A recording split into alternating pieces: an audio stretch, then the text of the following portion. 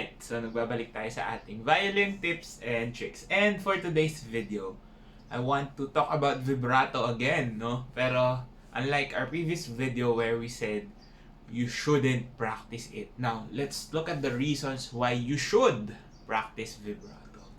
So, this is on the premise na nakapag-practice ka and everything yung mga prerequisites na pinag-usapan natin when it comes to learning vibrato ay nakuha mo na, no?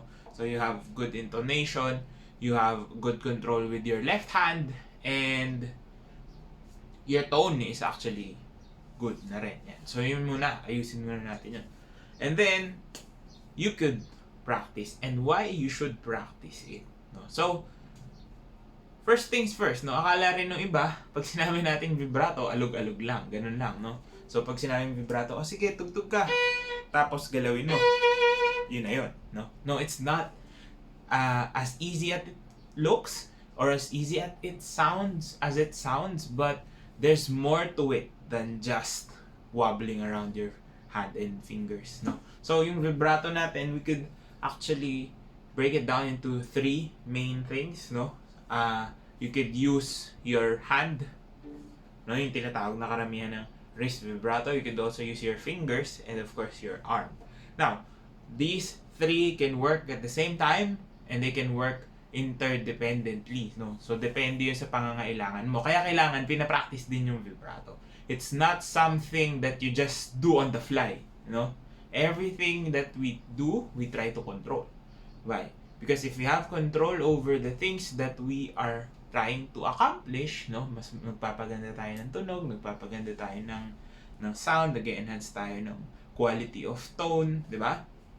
Pag lahat yan control natin, mas madali nating palabasin kung ano talaga yung gusto natin mangyari.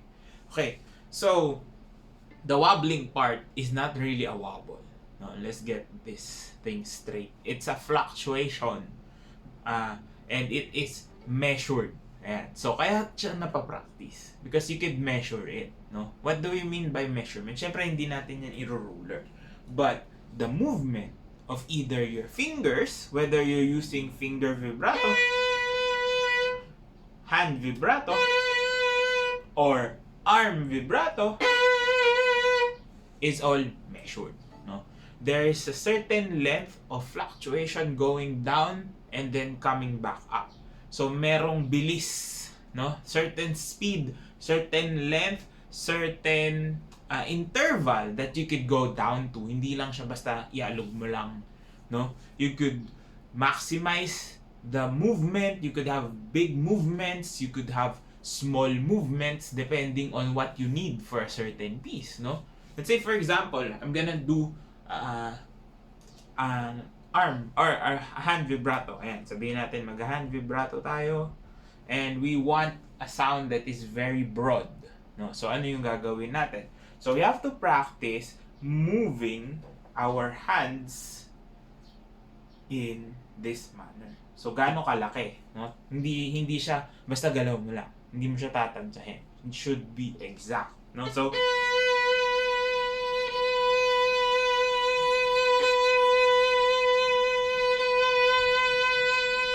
and then, if you want it a little more controlled or less yung fluctuations, you could also do that with the same technique, no? Using a hand vibrato.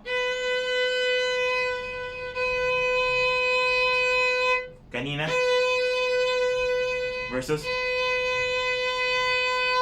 still using the same muscles but we are trying to do different things, no? Nagagawa pa rin natin siya. You don't need to change to a finger vibrato just to do another thing. Marami ka pang pwedeng gawin. And if you could measure that, it's easier for you to play anything you want, no? Yun naman yung goal natin, which is to be able to make it sound the way we want it to sound. Okay? So another thing is, aside from the length, is the number of fluctuations. Okay? Akala nung iba talaga is tinatansya lang. Yes, there are times na talagang tatansyahin mo lang, but you could actually measure them, no? The same way you measure notes, no? You could do them in quarters. If the notes are long, you could do it in eighth notes. You could do sixteenths, yung fluctuation, no? Pwede rin triplets. So, it's measured. Hindi lang siya basta-basta ginagawa. So, let's say, if I'm gonna do something within 1, 2, 3, 4. 1, 2, 3, 4, 1, 2, 3, 4, di ba? Or if I want it faster,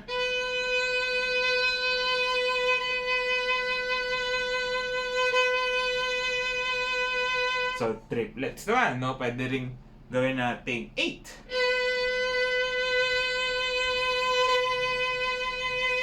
So nakadepende kung ano yung klase ng fluctuations, dami ng fluctuations, lawak ng movement, no? So the depth of movement, the number of fluctuations you will need.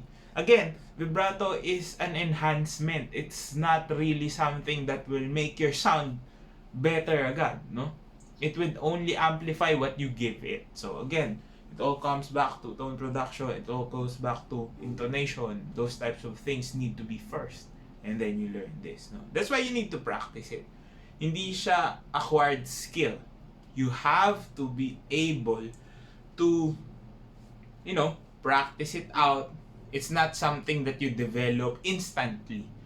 It needs to happen over time, no? It depends on how long it would be. But if you have a better understanding of how it works, mas madali mo siya makukuha. But if you just wobble around, no? Of course, exploration or being curious about it will help you in the long run, but you have to understand the premise of what it is for, no? Para saan ba talaga yung mga vibratos na yan. So, everything that I'm doing right now is for my hand. Now, if I want to move the fingers, you have to also be able to move them properly, no? So,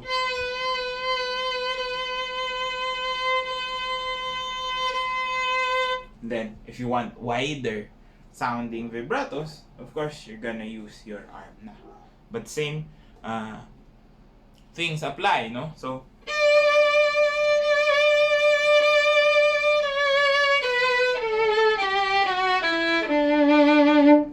yeah. So, at the end of the day, how do you practice it, no? So, best to practice it one note at a time, one finger at a time. No? Dahan-dahan, no? Try to start at the smallest, or actually you could do it in reverse. Start with the biggest. Why? Kasi we need to exaggerate first the movement para masanay tayo, di ba? An exercise nga that we used to do for vibrato is we shift. O yan. Shifting exercises without the bow first. And then, pag okay na, try to put your fingers. So, start with the largest movement, which will come from your arm. So, tapos palitin mo ng palitin. But still using the arm.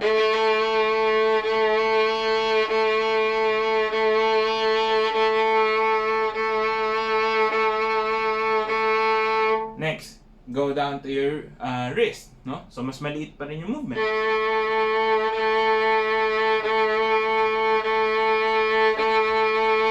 Until you reach your fingers, mas maliit pa.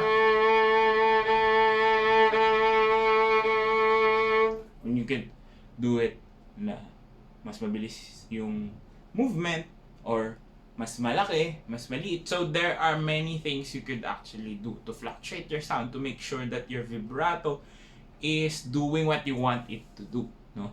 Kasi it all depends on its use case, no? It's not one size fits all thing, no? A vibrato is something you develop, the taste for it, no? Kung tasteful ba yung vibrato na ginagawa mo, or baka nasusobrahan, minsan kulang, no?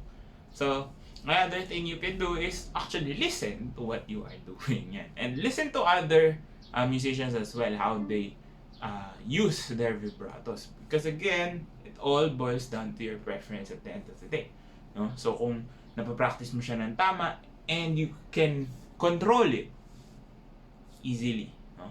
Yan. So, you have to also spend time in this. This is not something that will magically make your sound better. So, syempre, kung nag-uumpisa ka pa lang, hindi mo pa masyadong nagagawa. The mechanical side of it, no? Aside from just making sure that your tone is always good, yung technical side niya, importante din nating aralin. Ayan. So I hope this video helped you out. If it did, drop a like, comment down below more content you'd like to see, and of course, subscribe to my YouTube channel. Follow me on all my socials. Links down in the description box below. This has been Ryan Monakil for Violin Tips and Tricks, and I'll see you on the next video.